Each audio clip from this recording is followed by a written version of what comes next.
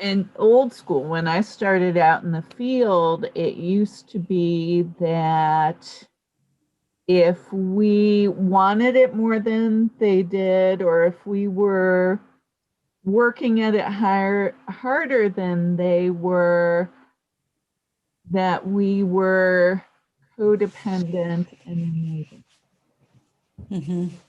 right? And while some of that might be true, I think with the field shifting to an understanding of illness, this is a mental health condition, especially when we're talking about substance use, but also general mental health, and that they have limited capacity to make healthy choices. And in that event, sometimes family needs to step in and guide them Sure. in making Lines health. are very blurry. Right. So let me frame this up. I just want to frame up the conversation that we're having. So we're talking about how loved ones, how families deal with the recovery process that their loved one is going through and that they themselves are going through. We're talking about the really illuminating and enlightening discussion that we had with Lori Albert Walker from Karen and our own Ray Pacheco, who runs our family support group, because they have had such long careers working with and specializing in working with families and young adults. So that's what we're talking about, is this sometimes I think seemingly nebulous, how do we walk through this? When do we step in? When do we step back? What does letting go mean? How do we deal with our own trauma? So I just wanted to kind of frame that up. No, I'm glad you did. And it is traumatic. And we watch a loved one suffer. I think that's the most traumatic thing you can go through. And in some ways, I'm not diminishing their suffering and trauma. And often it is blurry, as you said, Kira. It's blurry for them. It's often not blurry for us as the witnessing family member, and sometimes the family member that is taken advantage of, abused, whatever it is. So I think they gave some really solid direction and clarity about how important it is for the family members to heal once the crisis has been addressed, that they might be in a safe place, a better place, getting treatment or services, whatever it is. But we're still, as family members, we are still on hyper alert. But and oftentimes we don't even know that. And so those patterns, the enabling and over involvement and anxiety, that doesn't just stop because they go somewhere. And we see that over and over, Mm-hmm. especially with our folks newly coming in.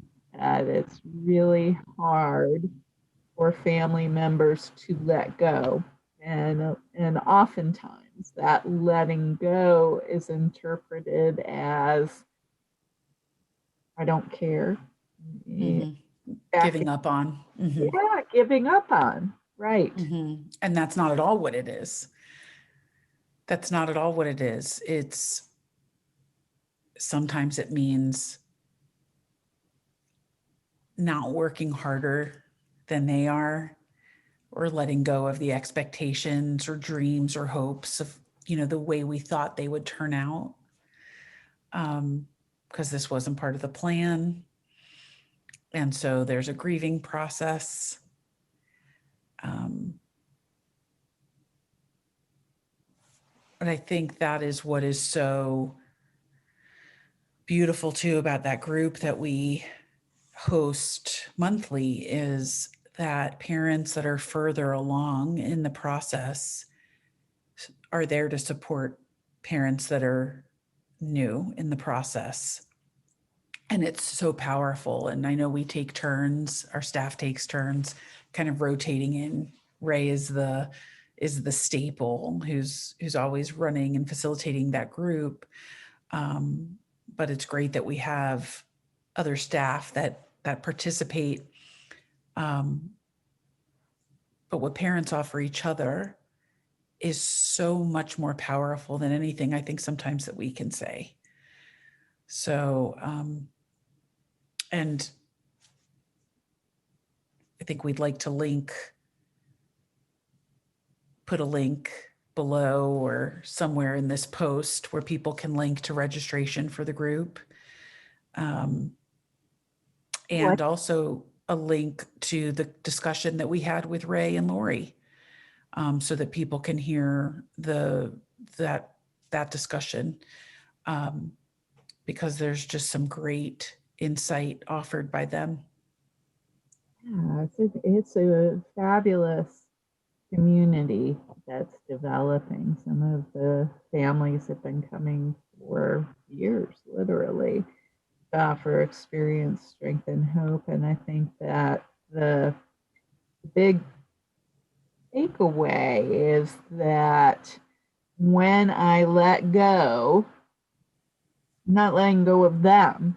I'm still, and I had to learn this too with my loved one, that I can still be a very invested witness to their process, very invested, witnessing rather than doing.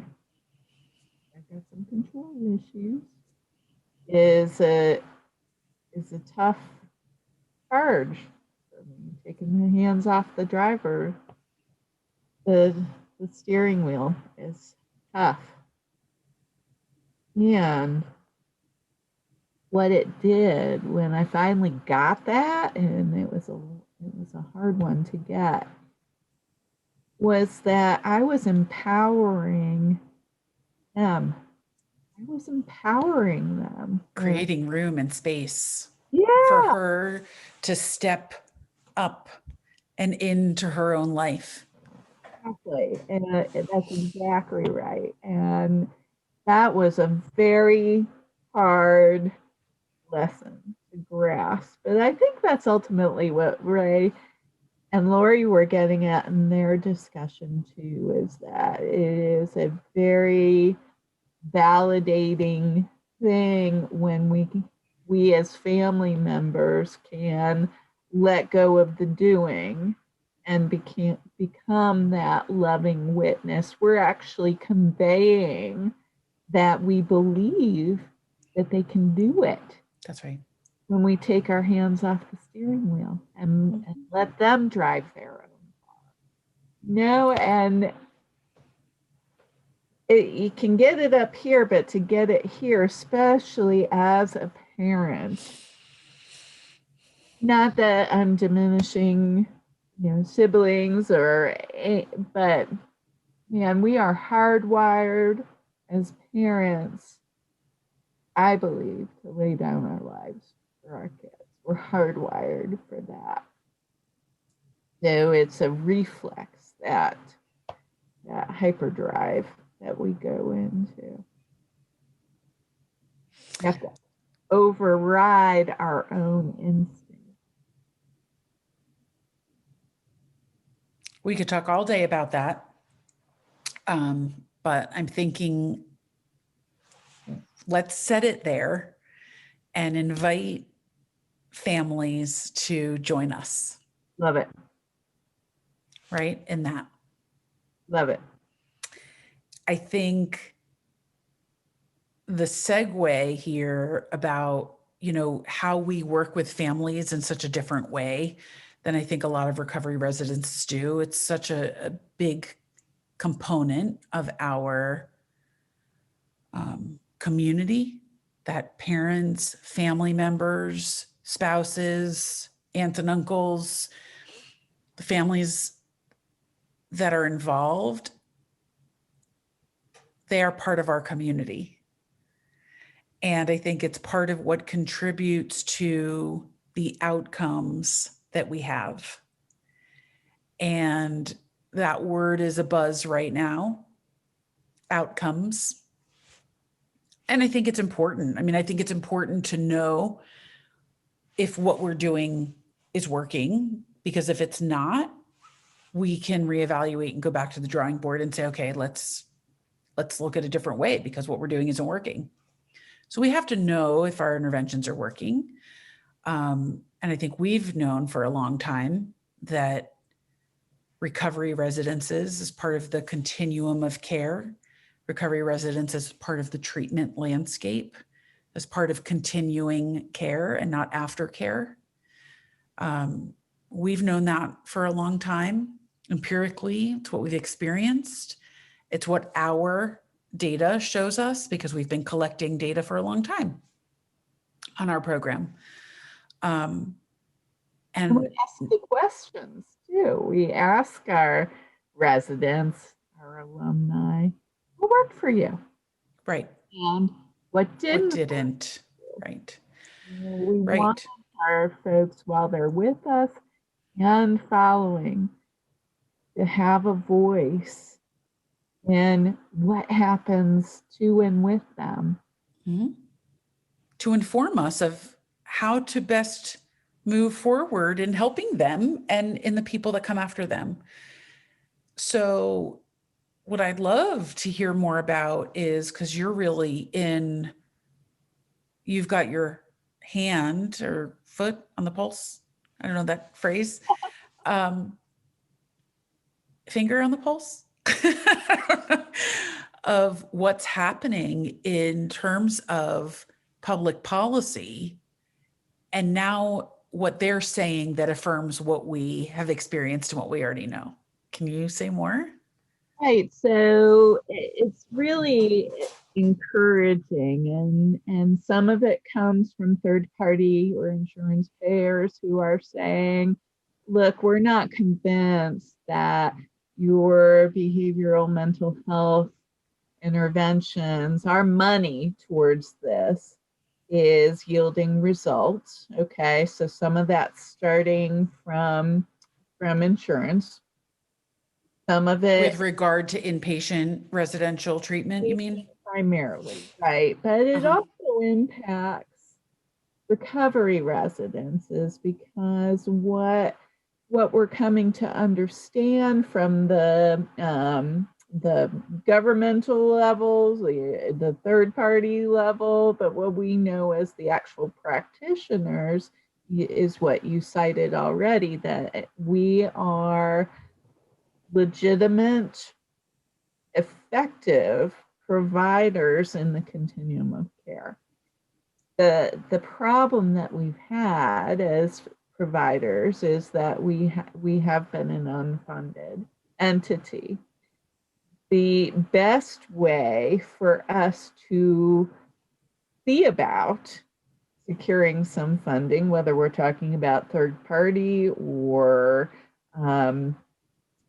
government funding, whatever it is to demonstrate that we're effective. How we do that is with data. So, yes, a lot of what we're doing NAR is promoting, teaching recovery residences how to collect data, which we all do.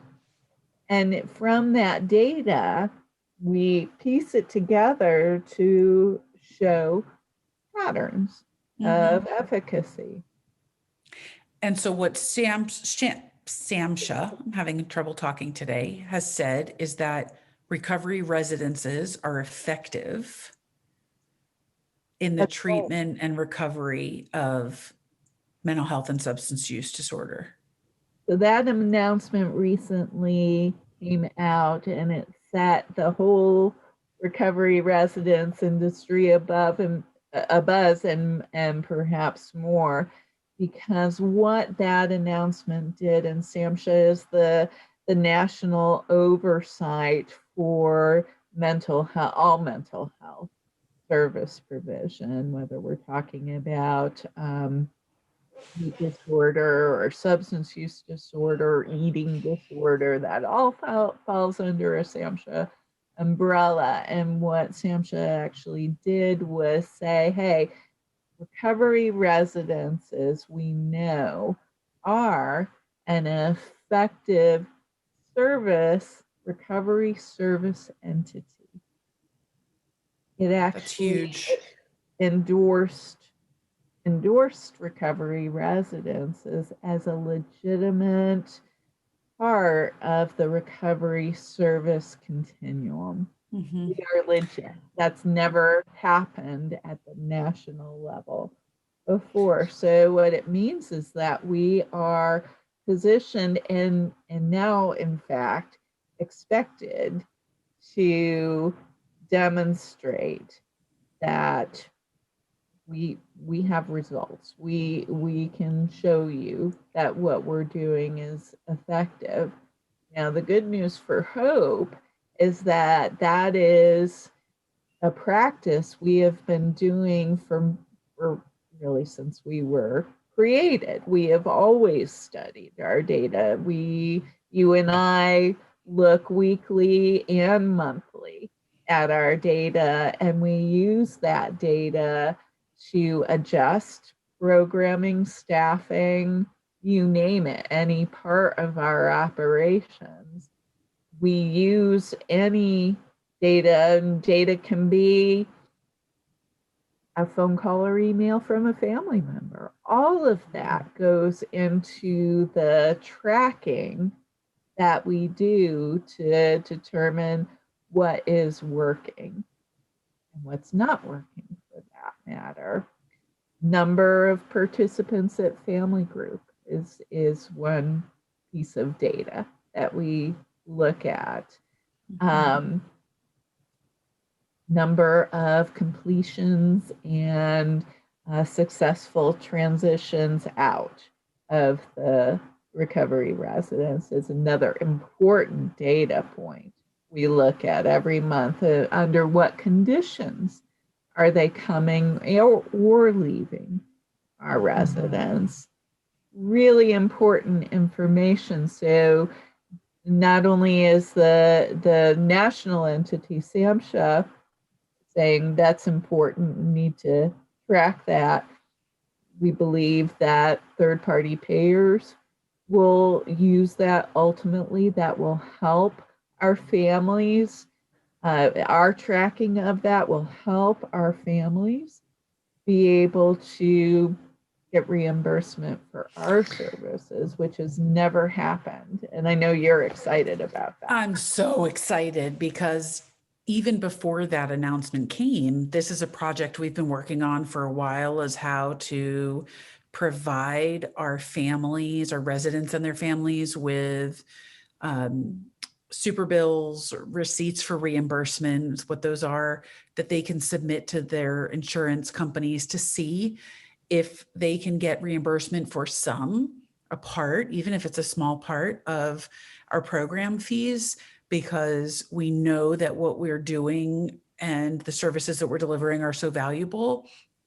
And we didn't want to wait for insurance companies to say, they haven't come out and said that, but what it will take, and this is a huge step in the process, is that the government or the governing body of the oversight body, SAMHSA, has said this is effective. And so that's a prerequisite. That's a necessary thing to have happen if insurance companies, like you said, are going to do it. And now we're positioned to be able to offer those super bills. And so that's a project, like I said, I've been working on for quite some time. Um, so that's gratifying. And it'll be exciting to see what we're able to help our families receive in the way of reimbursement to make this affordable for them. That's right. Very exciting. So lots of cool, very pivotal changes happening, not just in our field, but with hope, and not the least of which is this about to go into a rest of the year celebration of our 25th anniversary. Good night. I can't even believe that. Yes. And so, Hope was born in March of 1996. So March marks the 25th year. And we are celebrating in a big way. Should we talk a little bit about how one way we're celebrating? Yes, yes. Kick us off with that. So we are in the planning stages of our second annual Hope Runs for Recovery, celebrating not only our 25th year, but also National Recovery Month in September, which is when that race will be. And it will be in Charlotte and Atlanta. So that is super exciting. And we are getting our promotional materials together and talking to sponsors and the organizations that it's going to benefit. One of which is scholarships, financial assistance for Hope families, the Emerald School, the Heron Project. So some really deserving organizations. So The that's exciting. yes. Yeah. Yeah. Yeah, so that we have a lot to celebrate, and it's a it's a way of bringing our community together too. And the first one was wildly successful with 500 participating on that day, and that was just Charlotte. So the fact that we can expand into Atlanta, and those that want to do virtual can certainly do virtual as well.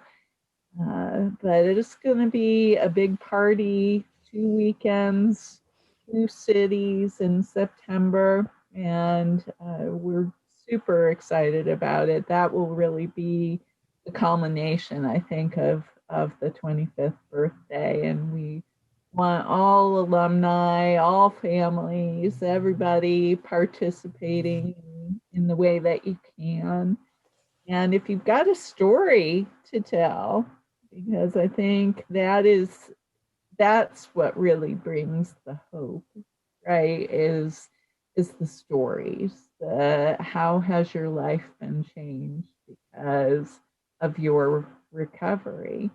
And that's a ripple effect, because the longer we're in recovery, the more impact that has, like the having children that we wouldn't have had if we hadn't gotten into recovery, and having the career, whatever it The is. weddings, the Yeah, careers, like, we've had counselors officiate weddings of people that have come through our program, and you see all of the bridal party or the groom's party are all alumni, and I mean it's baby. I mean, yeah, incredible. So this is really, I guess, an announcement for our families, anybody who's listening to this, our partners in the field that that work with us. If you're interested in sponsorship opportunities, I have to plug that we can link to sponsorship information, and stay tuned for information about registering for the run, because that's registration link isn't quite ready yet, but super exciting. Oh my gosh.